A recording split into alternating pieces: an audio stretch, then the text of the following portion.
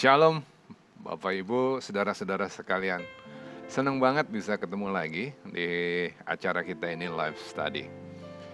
Ini acara yang menantang kita untuk semua terus-terusan belajar karena orang yang berhenti belajar dia berhenti bertumbuh. Kita tunduk kepala dan kita berdoa. Terima kasih Bapak untuk kesempatan kami boleh belajar hari ini.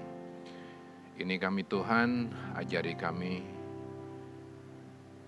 berkata-katalah dalam hati kami supaya kami mengerti dan kami bisa menerapkannya dalam hidup kami masing-masing. Dalam nama Tuhan Yesus kami berdoa. Amin. Apa yang saya sampaikan hari ini, temanya itu masuk ke dalam tema tentang Jumat Agung.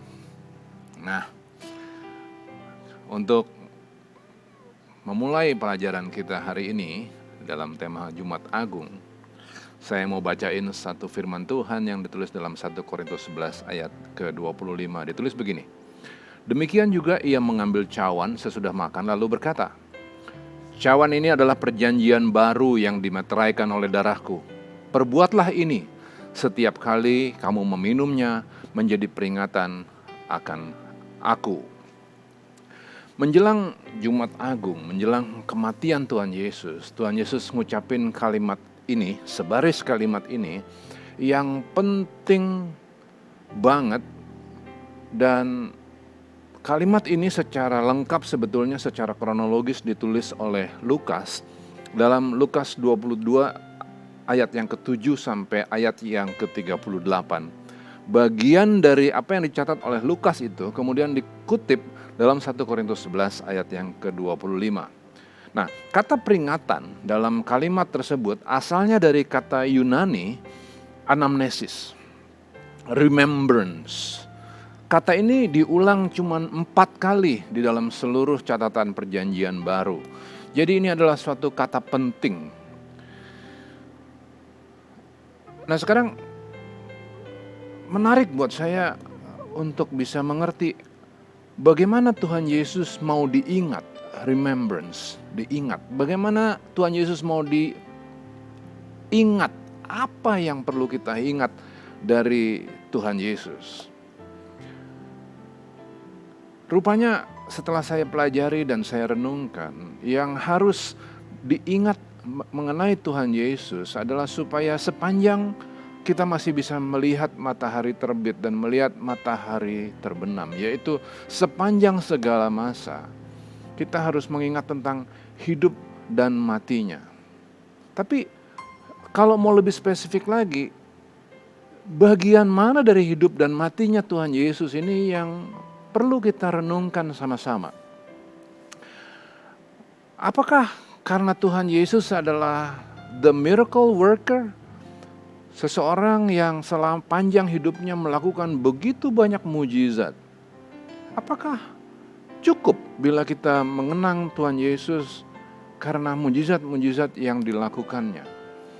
Apakah kita bisa disebut sebagai orang beriman apabila kita menerima mujizat dari Tuhan Yesus? Itu yang pertama. Dan kedua, kita juga mau mengingat tentang persiapan yang Tuhan Yesus lakukan untuk menghadapi hari-hari sulit ke depan yang sebentar lagi akan dihadapinya. Karena semua yang indah dan manis itu harus dipersiapkan. Nah, untuk mencapai sesuatu yang indah dan manis itu rupanya Tuhan Yesus harus menghadapi kesulitan yang besar, bahkan nanti berujung pada kematiannya. Dia persiapan total menghadapi kematiannya itu. Nah, bagaimana kita mau lihat persiapan Tuhan Yesus dalam menghadapi kematiannya tersebut? Itu ya yang kita mau bicarain hari ini. Nah, jauh-jauh hari Tuhan Yesus itu sering berbicara bahwa waktunya tidak banyak dan dia akan segera menghadapi kematiannya.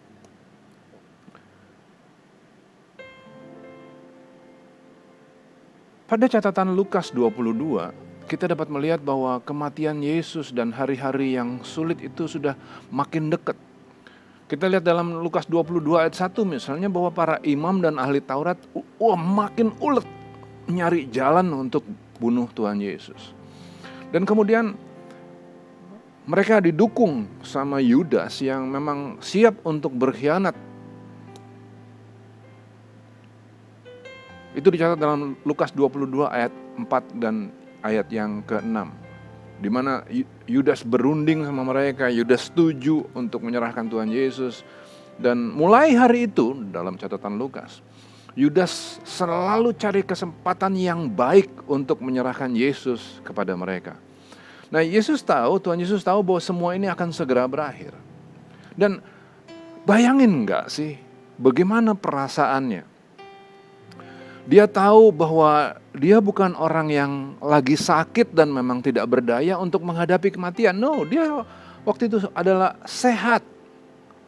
Dia masih jalan dari kota ke kota, lakuin banyak mujizat. Dia orang yang sehat. Tapi dia harus menghadapi kematiannya. Dia nggak bikin kesalahan apapun.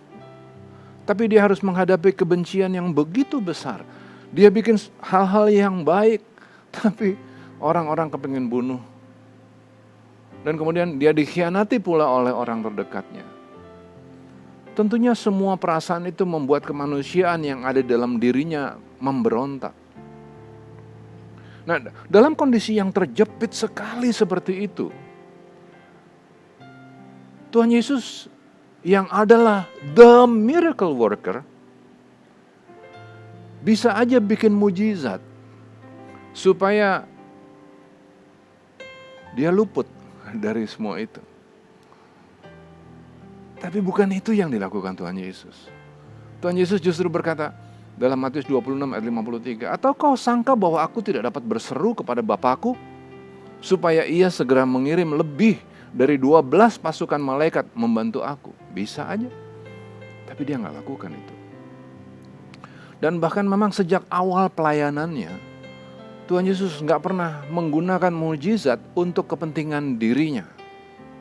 Sebab dia tahu persis bahwa persoalan yang harus dihadapinya justru akan menunjukkan kualitas dirinya. Itu tertulis dalam Ulangan 8 ayat 2. Ditulis begini, "Ingatlah kepada seluruh perjalanan yang kau lakukan atas kehendak Tuhan Allahmu di padang gurun selama 40 tahun ini dengan maksud merendahkan hatimu dan mencobai engkau untuk mengetahui apa yang ada dalam hatimu, yakni apakah engkau berpegang pada perintahnya atau tidak." Jadi ketika Tuhan Yesus dalam awal pelayanannya ditantang oleh iblis untuk merubah batu menjadi roti, dia bisa merubah batu jadi roti. Mudah sekali. Jangankan batu jadi roti, Lazarus mati 3 hari dibangkitkan. Tapi kalau dia menggunakan kedahsyatannya untuk kepentingan dirinya sendiri, maka sebagaimana yang ditulis dalam Ulangan 8 ayat 2 tadi, Tuhan Yesus bukanlah orang yang rendah hati. Ulangan 8 ayat 2 tadi itu konteksnya adalah ketika orang Israel dibawa keluar dari Mesir, Tuhan enggak memanja-manjakan mereka. Tuhan biarkan mereka untuk mengalami segala kesulitan. Kenapa Tuhan lakukan itu? Karena Tuhan bermaksud untuk merendahkan hati orang-orang Israel. Tuhan bermaksud untuk merendahkan hati kita melalui persoalan-persoalan yang harus kita hadapi.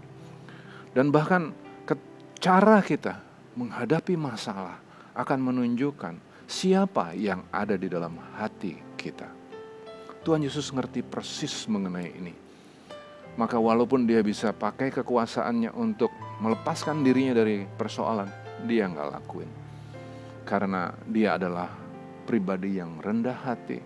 Dan di dalam hatinya hanya ada Bapa dan kepentingan Bapa.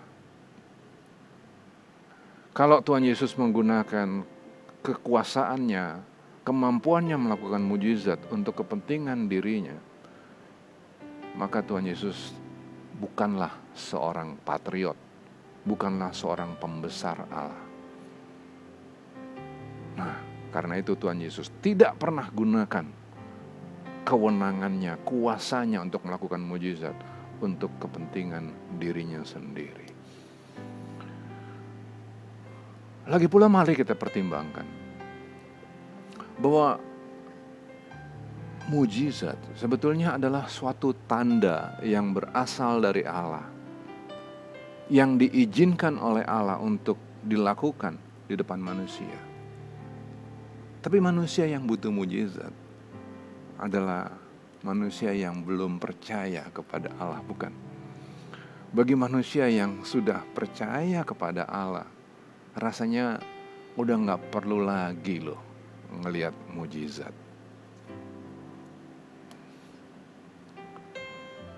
Orang-orang yang bilangnya mereka orang percaya, tapi masih cari mujizat untuk menyelesaikan masalah dirinya, adalah orang-orang yang bertumbuh secara salah dan perlu dibuang. Dikatakan dalam Matius 11 ayat 21, celakalah engkau Korazim, celakalah engkau Betsaida, karena jika di Tirus dan di Sidon terjadi mujizat-mujizat yang telah terjadi di tengah-tengah kamu, sudah lama mereka bertobat dan berkabung. Ini kan teguran untuk orang-orang percaya. Dan Tuhan juga bukannya gak mengizinkan kita untuk lihat mujizat.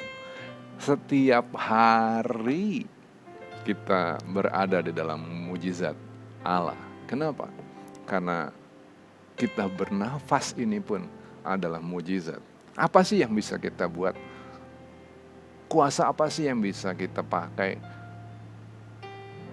untuk bikin kita tadi pagi bernafas? Setiap hari. Lagi pula, saya tadi maksud, setiap hari kita ngerasain mujizat kok. Lagi pula, mujizat tidak pernah mendewasakan orang. Bukan mujizat yang mendewasakan, tapi kegigihan, perjuangan. Itulah yang mendewasakan orang. Maka ketika kita berdoa kepada Tuhan supaya kita diberikan kekuatan, kira-kira apa yang Tuhan harus izinkan terjadi dalam hidup kita? Dia harus membiarkan kita masuk ke dalam kelemahan, kan? Ketika kita berdoa supaya kita memiliki kesabaran seperti kesabaran Tuhan Yesus, bukankah Tuhan harus mengizinkan kita menghadapi orang-orang yang menyebalkan? Nah, jadi dalam menghadapi permasalahan, Bapak, Ibu, dan Saudaraku, akan sangat mengecewakan apabila kita sebagai orang percaya masih mengandalkan mujizat dari Tuhan. Bahkan Tuhan Yesus saja tidak mengandalkan mujizat untuk kepentingan dirinya. Bagaimana kita bisa berharap bahwa Tuhan melakukan mujizat bagi kita? No. Lagi pula mujizat tidak pernah mendewasakan. Mujizat diizinkan Tuhan terjadi justru bagi orang yang belum percaya. Lalu coba kita lihat lebih dalam lagi. Mari kita lihat ya. Untuk menghadapi kesulitan dan kematiannya yang begitu berat, Yesus justru mempersiapkan segala sesuatunya dengan logis dan perencanaan yang tepat. Bukan mujizat. Dia justru mempersiapkan segala sesuatunya dengan logis dan perencanaan yang tepat. Di mana saya bisa berkesimpulan seperti itu? Kita lihat bahwa Lukas 22 mencatat sesuatu yang kelihatannya mujizat, kelihatannya supranatural, tapi belum tentu supranatural. Dalam kisah yang ditulis oleh Lukas di dalam Lukas 22, kita lihat bahwa ada suatu persiapan yang dilakukan oleh Tuhan Yesus untuk menyambut makan Paskah. Yaitu ketika ada 2 murid yang diutus oleh Tuhan Yesus untuk pergi ke dalam kota. Kemudian Tuhan Yesus berkata bahwa nanti di dalam kota kamu akan ketemu dengan seorang pembawa kendi berisi air yang akan membawa 2 murid ini menghadap kepada tuannya, dan nanti tuannya itu akan menyediakan ruangan di mana mereka antara Tuhan Yesus dan murid-murid yang 12 bisa makan Paskah. Ditulis dalam Lukas 22 ayat 10-12. Apabila kamu masuk ke dalam kota, kamu akan bertemu dengan seorang yang membawa kendi berisi air. Ikutilah dia ke dalam rumah yang dimasukinya dan katakanlah kepada tuan rumah itu, Guru bertanya kepadamu, di manakah ruangan tempat aku bersama-sama dengan murid-muridku akan makan Paskah? Lalu orang itu menunjukkan kepadamu sebuah ruangan atas yang besar yang sudah lengkap. Disitulah kamu harus mempersiapkannya. Adakah mujizat di situ? Apakah Tuhan Yesus menggunakan kemampuan ilahinya untuk melihat ke depan? Bahwa nanti di dalam kota akan ketemu dengan orang yang bawa kendi berisi air, dan orang itu akan membawa murid yang 2 ini kepada tuannya, dan nanti tuannya itu akan nunjukin di mana ruangan yang bisa dipakai. Apakah terjadi mujizat? Apakah Tuhan Yesus pakai kemampuan ilahinya? Enggak, belum tentu. David Bivin bikin tulisan, judulnya Preparations for Eating the Passover Lamb, dipublikasikan di Jerusalem Perspective pada 27 Agustus 2011. Dia nulis suatu pandangan yang menarik di sini. Pertama, dia pelajari konteks ayat ini melalui bahasa aslinya, ayat per ayat, dia pelajari mendalam, dan kemudian dia juga pelajari tradisi Yahudi pada saat itu. Nah, sesudah dia lakukan riset yang mendalam, dia sampai pada kesimpulan sebagai berikut. Ini kesimpulan David Bivin. Dia tulis begini, memang bisa saja Tuhan Yesus menggunakan kemampuan supranaturalnya. Bisa aja, no problem. Tapi penggunaan kekuatan seperti itu menurut Bivin tidak perlu dilakukan. Kenapa? Kemungkinan besar Tuhan Yesus memang punya kenalan di Yerusalem, karena dia bertumbuh di sana, dia sering ke sana, dia punya kenalan, orang tuanya juga di sana. Dan mereka juga sering pergi ke Yerusalem untuk merayakan Paskah. Karena setiap orang di zaman itu harus ngerayain Paskah di Yerusalem. Bertahun-tahun itu dilakukan, gak heran kalau Tuhan Yesus punya teman di Yerusalem. Dan sisi lainnya juga harus diperhatikan adalah bahwa, ingat ya, semua orang dari semua penjuru harus datang ke Yerusalem untuk ngerayain Paskah. Maka ruangan-ruangan yang bisa dipakai untuk perjamuan Paskah itu pasti penuh. Pasti penuh. Jadi harus ada reservasi supaya dapat ruangan di Yerusalem yang penuh. Terus pertimbangin juga bahwa di ayat 1 tadi di awal, ahli Taurat dan imam-imam bersepakat mau bunuh Tuhan Yesus. Kemudian mereka didukung oleh Yudas yang mencari cara supaya bisa nyerahin Yesus kepada orang-orang ini, kepada murid, pada imam dan ahli-ahli Taurat. Jadi Tuhan Yesus harus hati-hati betul. Jangan sampai pada saat dia masuk ke Yerusalem, kemudian Yudas tahu mau di mana acara makan malamnya, kemudian Yudas bisa bocorin ini kepada para imam dan ahli Taurat sehingga bisa ditangkap di tempat mereka makan. Yesus nggak mau itu terjadi, belum waktunya. Maka harus dicari cara yang strategis. Bagaimana cara yang strategisnya itu? Bivin bilang, bisa saja melalui kenalannya Tuhan Yesus memang udah bicara sama si tuan pemilik ruangan itu. Dan kemudian sudah bikin arrangement, reservation, bagaimana caranya supaya nanti murid-murid gampang ketemu ruangan itu. Yaitu tandanya ada orang yang menunggu dengan membawa kendi berisi air. Kendi berisi air itu juga diperluin di zaman itu karena mereka harus bikin roti, mereka harus bersihin alat makan, mereka harus bersihin alat yang dipakai untuk masak. Dan itu harus diambil airnya sebelum perayaan Paskah.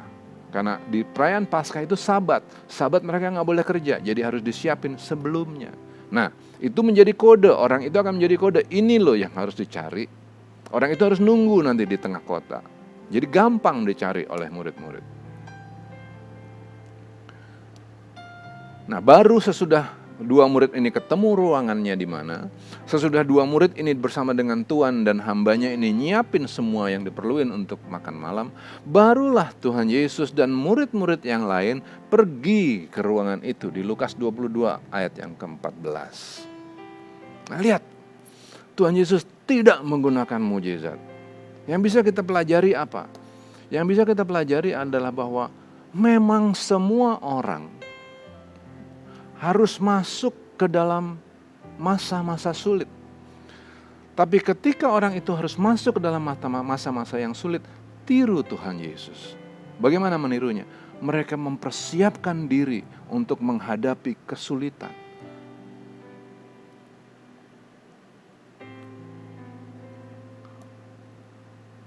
Siapin dirimu untuk menghadapi kesulitan. Memang Allah akan bekerja, kita harus mengandalkan Allah supaya kita bisa menghadapi kesulitan. Kita berdoa, kita persiapan, betul. Tapi jangan lepasin bagian kita, tanggung jawab kita. Persiapkan dirimu untuk menghadapi masa-masa yang sulit. Bahkan Tuhan Yesus sendiri yang adalah Tuhan dan Juru Selamat mempersiapkan hari-hari yang sulit itu. Dia mau disalib nanti di Yerusalem, dia persiapin dulu supaya ada perjamuan Paskah yang dilaksanakan dengan baik. Dia persiapin segala sesuatunya. Nah, dengan begitu, dengan kita mengambil alih tanggung jawab kita, mempersiapkan diri menghadapi kesulitan, Tuhan menjawab doa kita, terjalinlah hubungan yang manis. Kalau kita cuma sekedar melemparkan segala sesuatu kepada Tuhan, di mana letak hubungan yang manisnya?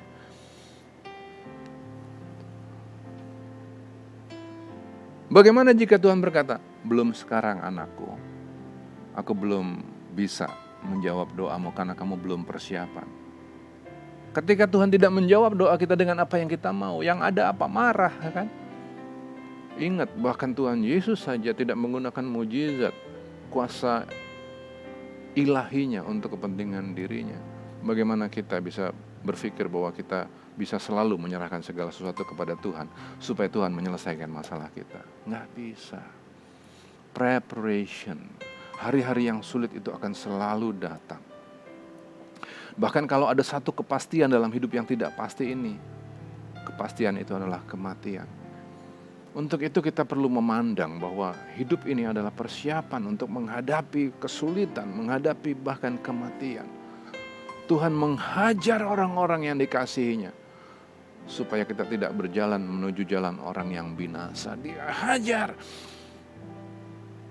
Dia kasih kesulitan supaya lewat kesulitan itu kita tidak menuju jalan binasa. Ini menarik banget nih belakangan ini. Ada cerita yang lagi berkembang luar biasa. Ada keluarga bekas pejabat pajak yang ngadepi masalah luar biasa berat. Anaknya bermasalah, mukulin orang seperti itu, dikeluarin dari kampus, bahkan dipenjara untuk perbuatan yang begitu jahat. Bapaknya ngadepi masalah berat, diperiksa KPK, dipecat dari kerjaan, ibunya disorot media, gencar banget. Coba.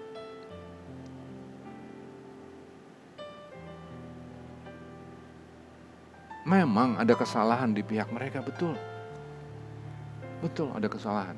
Tapi problem yang berat seperti itu kan gak ada orang yang imun kan. Semua kita bisa kan menghadapi masalah yang sebesar itu kan. Bisa banget. Dan lewat kejadian yang dialami mereka itu, kita ngelihat betul bahwa dunia ini sewenang-wenang, gak adil. Masalah anak itu berat sekali. Kita rindu untuk jadi orang-orang yang benar, orang-orang yang baik, orang-orang yang berintegritas. Kita rindu. Tapi kenyataannya kita harus menghadapi ketidakadilan, ketidaknyamanan, persoalan berat, masalah dengan anak, kerjaan dan lain-lain. Betul gak sih? Kenyataan itu begitu. Nah, bagaimana kita harus menghadapi semua negativitas yang ada di sekeliling kita?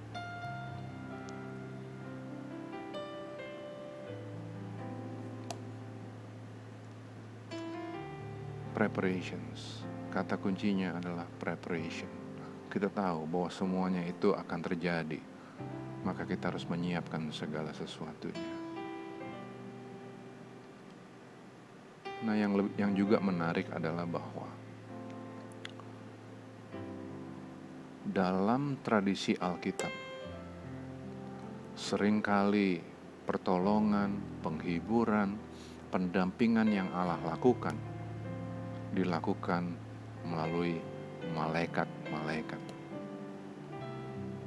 Malaikat nyelamatin Lot dan keluarganya, yang Kejadian 19 ayat 15. Malaikat tolong dan lindungi Sadrak, Mesak, dan Abednego dalam Daniel 3:28. Malaikat juga menghibur Yesus sesudah pencobaan di padang gurun, Matius 4 ayat 11. Ya kan? Malaikat-malaikat Tuhan menjagai sempurna. Tapi penyertaan malaikat itu gak selalu dalam bentuk yang indah, yang manis. Enggak loh. Seringkali juga malaikat datang dengan gambaran yang keras, garang. Jangan kita ngelihat malaikat dari pandangan yang indah-indah aja. Punyai pandangan yang lengkap. Kepada Bileam, malaikat Tuhan juga dikirim. Tapi kepada Bileam ini datangnya bukan yang manis, keras. Kemudian Tuhan menyingkapkan mata Bileam. Dilihatnya lah malaikat Tuhan dengan pedang terhunus di tangannya berdiri di jalan. Lalu berlututlah ia, Bileam maksudnya, dan sujud. Kemudian ayat berikutnya, lihat, kata malaikat, aku keluar sebagai lawanmu, sebab jalan ini pada pemandanganku, pemandangan Allah, menuju kepada kebinasaan. Ya, bisa juga dengan cara yang keras. Perlindungan Tuhan jangan digambarkan sekedar sebagai sesuatu keadaan yang indah, tapi juga harus dipahami sebagai suatu peringatan yang seringkali keras dan menyakitkan. Bagi keluarga ex pejabat pajak itu kita melihat bahwa Tuhan menyertai sebetulnya. Sebab kalau Tuhan tidak datang kepada mereka dengan cara yang keras, dengan pedang yang terhunus, maka mungkin mereka akan mengalami kebinasaan kekal. Begitupun dengan kita semua. Kalau Dia tidak mengizinkan kesulitan dalam hidup kita, belum tentu hari ini kita menjadi penyembah Allah. Nah, karena itu saya akan simpulin begini. Be not afraid. Be not afraid. Malaikat-malaikat itu seringkali datang dengan satu kalimat sederhana. Jangan takut, katanya. Kenapa jangan takut? Karena